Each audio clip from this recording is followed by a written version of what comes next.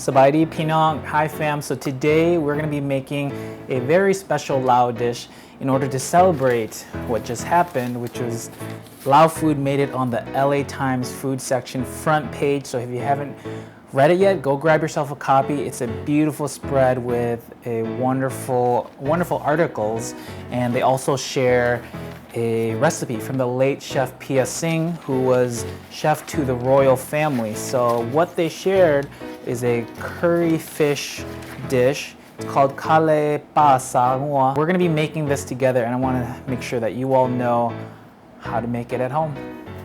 So the first thing you wanna do with this dish is separate the coconut milk. So with coconut milk, you wanna make sure you grab the really thick coconut milk that is very fatty. So what I have here is chilled coconut milk, and so we have the heavy part, the fatty part of the coconut that has floated to the top. And so what you want to do is skim about a half a cup of that right in here. And you can tell, if you see, a lot of the fat is right on top, and that's what you want. Once you have half a cup, you're going to put that to the side. And then with the rest of the coconut milk, you're going to take about a cup and a half to use later on in the recipes. So now I have a cup and a half of the coconut milk with half a cup of the coconut fat that was skimmed on from the top. The next thing you want to do is grab the whole yellow onion, and we're going to dice it up. And you can see I'm keeping the root intact because I'm going to use that for stability to hold my onion in place as I cut it. So I'm going to cut it almost to the root. So I'm going to cut this into thirds. I'm already crying. Emotional from the onions and the article. And then you're gonna just take 2 sprigs of cilantro. You can use a little bit more if you love cilantro. So I'm gonna just cut that in half. I'm gonna use the whole cilantro. After this, you're gonna turn on a medium sized pan. Once the pan is fairly hot, you're gonna take the coconut milk. It was the 1 cup and a half. Go ahead and pour that right into the pan, and then go ahead and grab all your yellow onion and gently place it in there. Grab your cilantro and just sprinkle it right on in. So you can see my coconut milk is starting to boil. I'm just gonna mix it around just a bit, but this is gonna cook off for the rest of the time while we cut up and dice up the other ingredients. The next thing you want to dice up is the shallots. So we are using 6 shallots.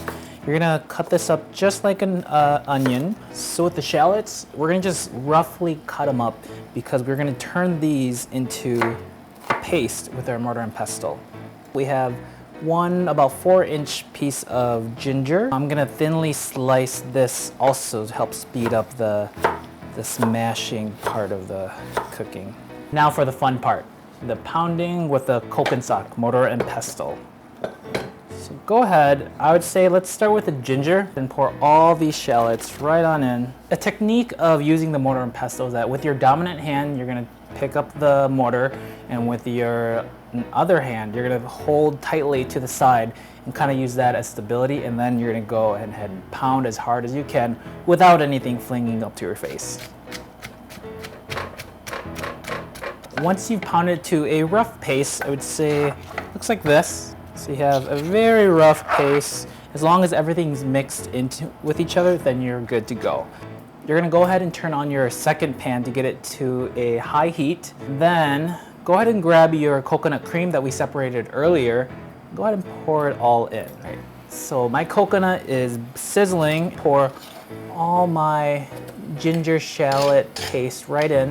So this should take about 5 to 6 minutes. You want to brown the paste just a bit. Our coconut and shallot mixture has browned, so I'm going to go ahead and add the curry powder. It's about 3 tablespoons. And this is what's going to give us that very vibrant yellow color. It's also going to soak up all that extra juice that we had left from the coconut milk. You're going to grab some tomato paste, 1 tablespoon, and go ahead and add all that in. So if you didn't know, tomato actually has naturally occurring MSG. which is that umami that we want. So that's also going to really bring out these flavors. So you're going to mix it for 30 seconds, and then I'm going to go ahead and take my chicken stock, pour it right on in there. So once that's all mixed in, you're going to just let everything dissolve into the stock. So while we have the curry boiling away, we want to get our potatoes ready, or one potato. And it's going to be about a 1 pound potato. You just want to go ahead and peel off the skin. So I'm going to cut it in half first. I'm going to cut this half into quarters, and it's about half inch sizes.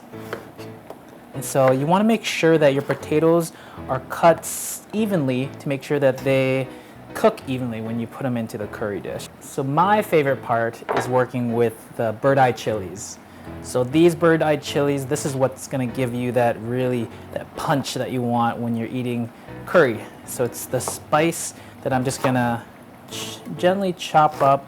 So you can go ahead and pour your onion, your yellow onion and coconut milk mixture right on in. Let's go ahead and add all of our diced up chili peppers and our russet potatoes. This is starting to look really good. All right, so all my veggies are in there. I'm gonna do some light stirring, make sure that all my potatoes are well coated. And so I'm gonna let this simmer for about 12 minutes and then I'll come back and check on it. All right, oh, that smells so good. The last thing you want to do, you're going to grab the catfish. This is fairly flexible. You can use whatever fish you enjoy. I prefer a whitefish. So the catfish we have here is about 10 ounces. And so what I'm going to do with it is just going to cut it in half first, and then I'll cut it into 1/4 inch strips. So catfish is a common fish found in the Mekong River right in Laos, and it's a very popular fish. If you go to the night markets or the day markets too, you can find these huge gigantic catfish for sale with head, bone and all. So you'll get it very fresh in Laos. I'm gonna go ahead and toss it right in with the curry. I'm gonna let this return to a boil and let it just simmer. While I'm here, I'm gonna season it to my liking. So I want more peppers. So I'm gonna go ahead and season it with extra ground pepper and a dash of fish sauce. Now I'm gonna let this cook off for about 5 minutes. Fish should cook fairly fast. Get it to a boiling, then to make it 5 minutes, and then we'll check on it. All right, everyone. The curry is done. I'm about to open it, but I wanted to grab myself some fresh, steamed, hot white rice. And I'm gonna just open this up.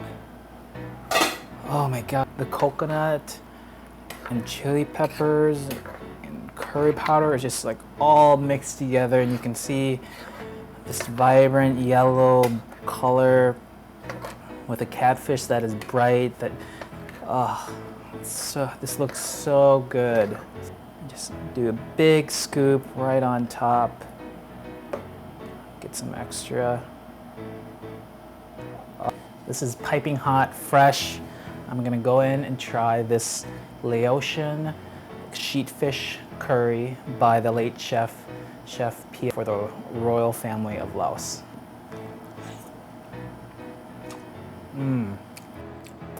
It's delicious. A spice, curry just bounces all around your mouth. This is what you expect for a meal served to the royal family. I hope that everyone goes out to grab a copy of the LA Times food and really read the articles about Lao food, about Laos, about my country, your country, and it's a beautiful thing. I hope you all enjoyed this recipe and my attempt at making Laotian sheatfish curry. I will see you another time where we'll make more Lao food. Khop chai da. Bye.